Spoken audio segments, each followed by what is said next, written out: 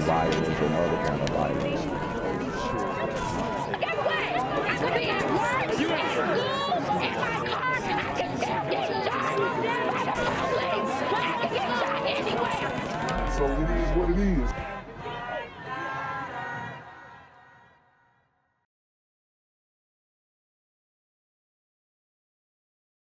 What's good, YouTube? It's a Black Gen Z Mindset. Make sure you go ahead and like, comment, share, subscribe. Let's get into the video. WGN Investigates has the inside story now of a multi-state manhunt for a person wanted for murder and his alleged connections to stolen cars. Investigative reporter Ben Bradley has the exclusive details. Murders and stolen cars. I mean, this is what these super gremlins are on. I know a lot of people don't want to face the facts, face the reality, but these young super gremlins who may or may not be growing up in single parent households, they're running the streets and they're wreaking havoc. They not playing, I'm telling you. This is a story whose tentacles extend from Chicago to Indiana and down to Nashville, Tennessee. And they involve a suspect who police say went from stealing cars to committing murder. And what do I always say? If you'll lie, you'll steal. If you'll steal, you'll kill. So these dudes went from stealing cars to committing homicide.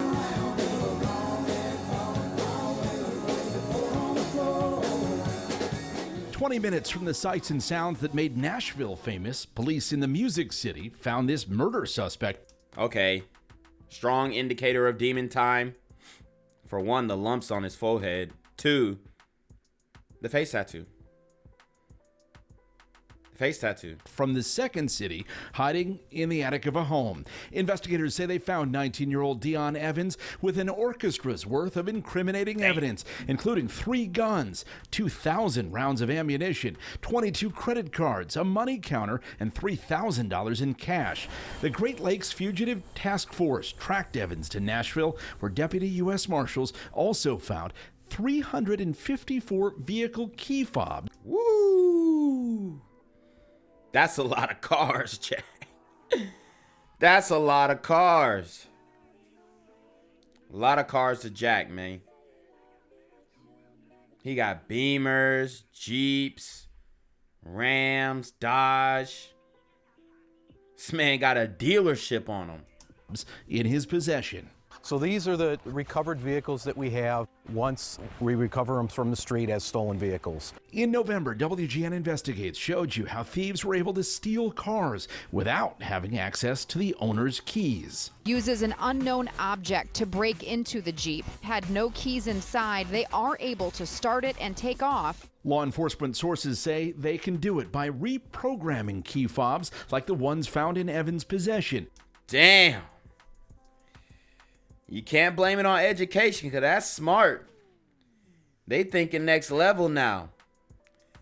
I mean, that is next level. He decided, hey, I'm just going to reprogram the key fobs. Makes perfect sense, but to go and search it out and then actually apply that in real life takes some follow through. So I will give it to the Super Gremlin on this one. That was very, very smart move. Which the head of the Secretary of State's Auto Theft Task Force told us in November can be lucrative. It's a lot easier for a thief to steal a vehicle or 2 vehicles and make 50 grand a month on offering it up on Craigslist. Dion Evans has a history of capers with stolen cars. East Chicago, Indiana police arrested him last year after 2 pursuits involving stolen vehicles. He reportedly told officers he could fetch $10,000 a car. Evans was charged with 3 counts of auto theft, then released on electronic monitoring. Law enforcement sources tell me. So you heard that, right? Electronic monitoring. And this is the effects of the sisters protesting in 2020. and throughout 2021. This is what you get. A guy who's able to steal 300 cars, make 50 grand a month stealing cars. It's different. It was while Evans was on electronic monitoring for those stolen car cases in Indiana that he's suspected of being involved in a murder in January here in Chicago. Chicago police declined to comment pending his extradition from Nashville. Ben Bradley, WGN Investigates. When CPD detectives build a murder case and take it to the Cook County State's Attorney, sometimes charges are not approved. But if police believe they solved the crime and found the right suspect, they can declare the case closed and the investigation is effectively over. Wow. So that's a huge issue. The police who are doing as much as they can arrest the guy. They believe that they found the right guy, so they close the case on their end.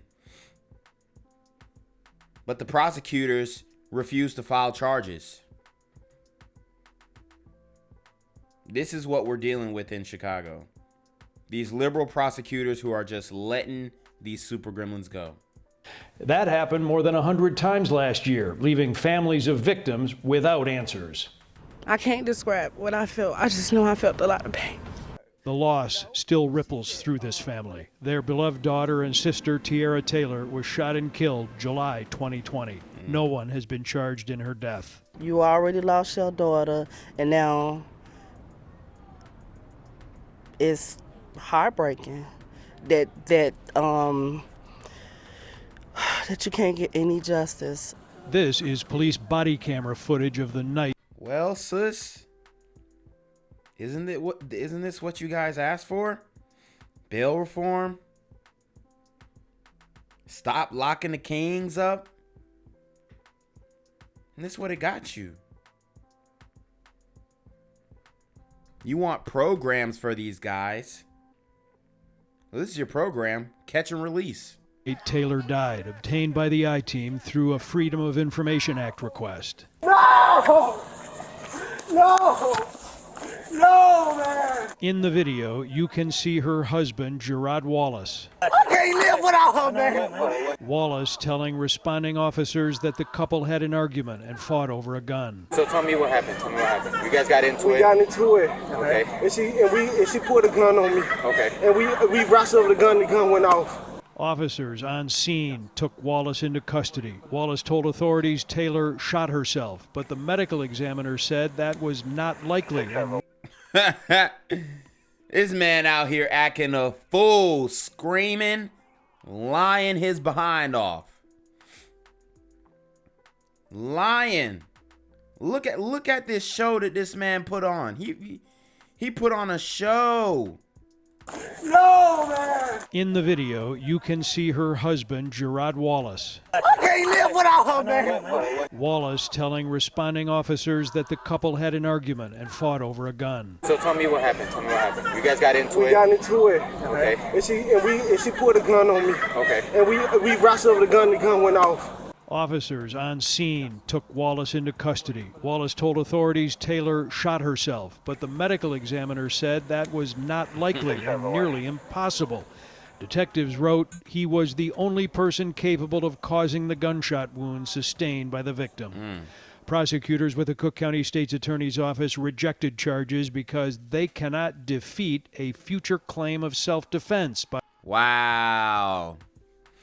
So the medical examiner said, hey, it's impossible that she shot herself in the event of a tussle due to whatever trajectory they have on the bullet, penetrating her body and whatnot.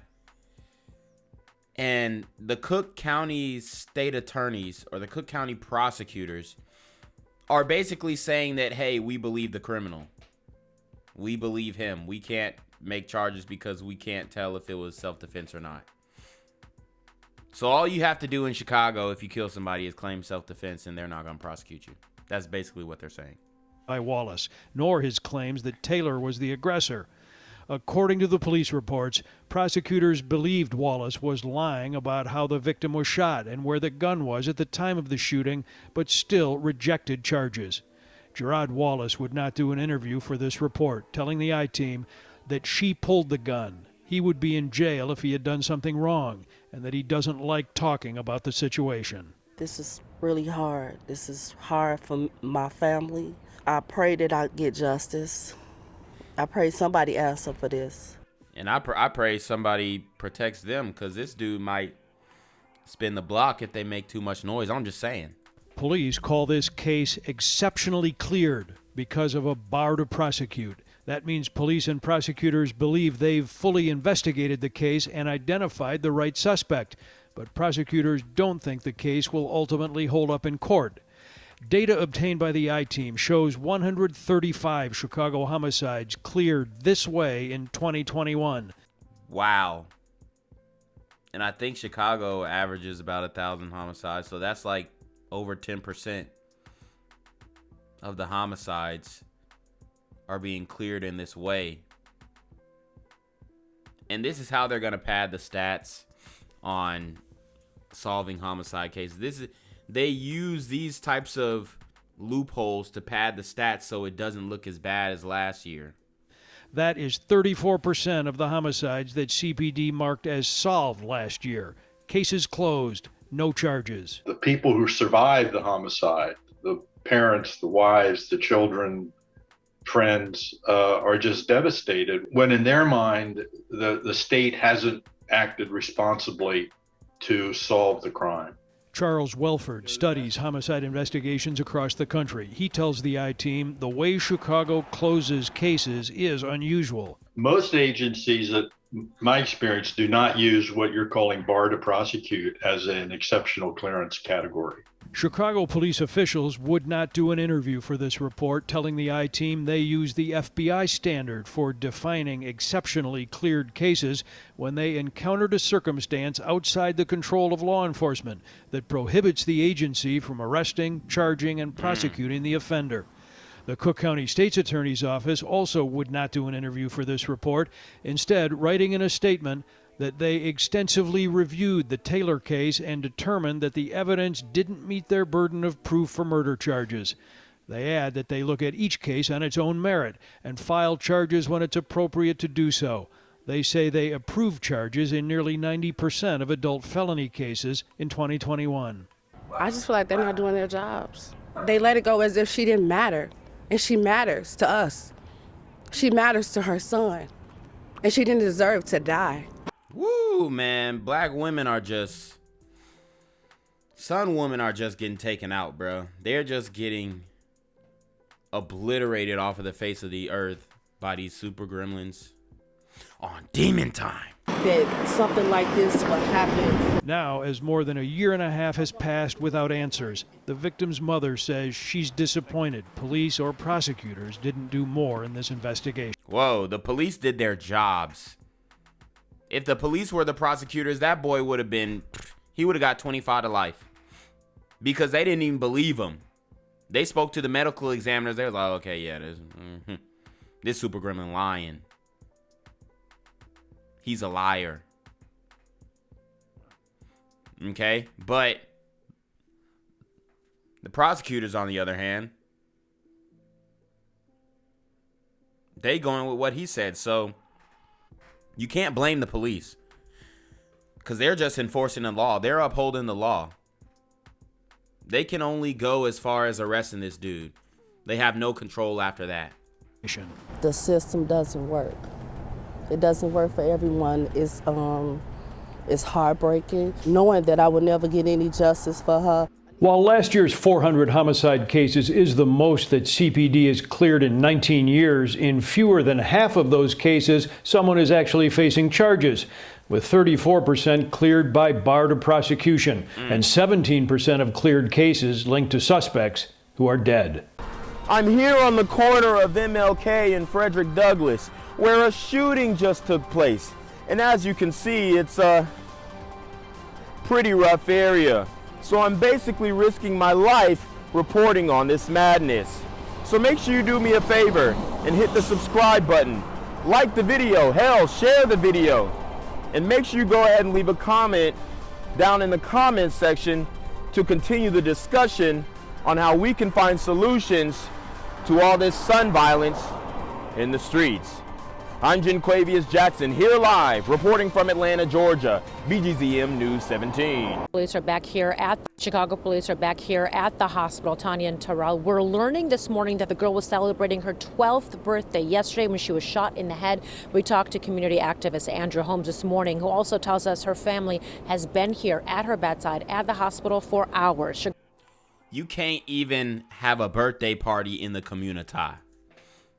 I keep saying that you can't do nothing in the community without running into a super gremlin on demon time. Chicago police say the 12 was in a car with her family members celebrating her birthday in the 2300 block of West 72nd Street in West Englewood shortly before 8 p.m. when someone began firing shots from down the street. The girl was struck in the back of the head and rushed here to Comer Children's Hospital, where she is now in grave condition.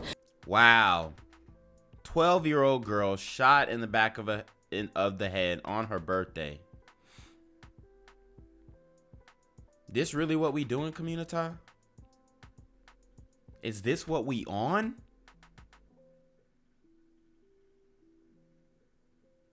And these people will have the nerve to get in the comments section and talk about, oh, it ain't really like that. You just highlighting the back. Nah, bro, this is it. This is what we got. This is what we're dealing with. This is everyday life in the community. You can't tell me differently. When I see stories like this, 12-year-old girl shot on her birthday, 15-year-old girl visiting for Mardi Gras, shot and killed in New Orleans. It's like the same thing is happening in every community across the United States. It's ridiculous. According to police, the shooting happened in the 8th District, an area that's seen an increase in violence and shootings by about 30%. Crime is up overall in that area by 54% as well. Police tell us there were no other injuries reported, and this morning, no one is in custody as they continue their investigation. We go down to breaking news here in Chicago. A 12-year-old girl shot and critically hurt tonight. The story is unfolding right now. She was apparently shot in the head in the 2300 block of West 72nd Street. NBC5's Alex Maragos live at Comer Children's Hospital. And Alex, any word on the little girl's condition right now? Allison, sad to report tonight, Andrew Holmes, community activist, telling me after speaking to police that it does not look good for this little girl who's critically wounded after being shot in the head tonight in the West Englewood neighborhood. We're told she was riding with family in a car when this broke out, the shots ringing out and hitting that car that she was in. Again, the 2300 block, West 72nd Street, just before 8 o'clock tonight. Police not sure who may have opened fire on that car. The girl was hit in the back of the head. And this is what we accept in the community. You see how in the last clip she said no suspects identified. Nobody's going to speak up. So don't expect that. This is the norm. The community tells us by their actions that it's okay to shoot a 12-year-old girl in the back of the head on her birthday. This is acceptable behavior in the community. So, and you can tell, I mean, just look at the dissenters and the detractors in my comments section, and you will see that the community, well, we don't care. We don't want nobody talking about it. We want to hide it. We don't want, you know what I mean? It got to be sugar-coated. Can't sugarcoat a super gremlin on demon time. We're told she may have been celebrating a family party here tonight. We're hoping for more details as we hope that little girl makes a recovery tonight, and we'll keep you posted and bring you more tomorrow morning if there are more details.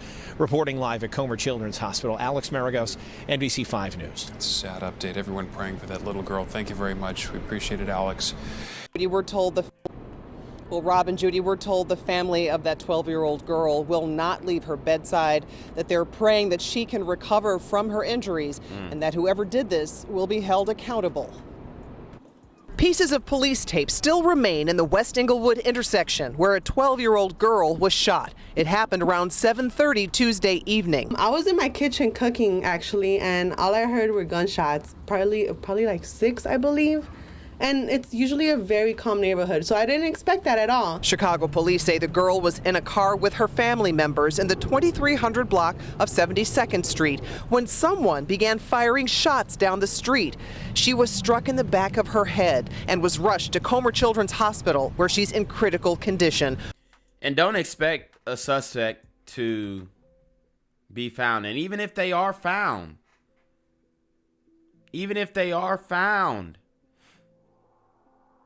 they may not be prosecuted. They may not be prosecuted. May not have enough evidence. The prosecutors might do the bar prosecution. This is a everyday occurrence in the Cook County Courthouse. It almost seems like it's by design. So even if the community did the right thing and turned these guys in, folded on these guys, somebody called Crime Stoppers and gave an anonymous tip, they still may not be prosecuted. They still may not face justice. And that's the broken criminal justice system. Not oh, they giving us too much time. They ain't giving them enough time. Her family has not left her bedside. Community activist Andrew Holmes says she was celebrating her 12th birthday. We need to get tough and put these shooters where they're supposed to be. And I rock with Andrew Holmes, man. He's at every event, every murder, especially when it comes to kids, children. He's there, he's on the scene, and he's demanding justice. So shout out to this brother, man. He need his flowers for real, because he's doing the work in Chicago. Locked up. This baby shouldn't be up in here. So far this year, 41 children have been shot in 2022, 12 of them killed. That number is up 17% compared to 2021. Chicago Police Superintendent David Brown had strong words for whoever pulled the trigger, saying there will be a price to pay. The Chicago Police Department will bring the full force of this department to solve this crime. This was heinous, reckless, senseless, and the gangs involved, and you know who you are, we're coming after you. And Superintendent Brown also said investigators are going through video from the area that may have captured the shooting, and that there's also a $15,000 reward offered for information leading to an arrest in this case. Gang violence and other kind of violence.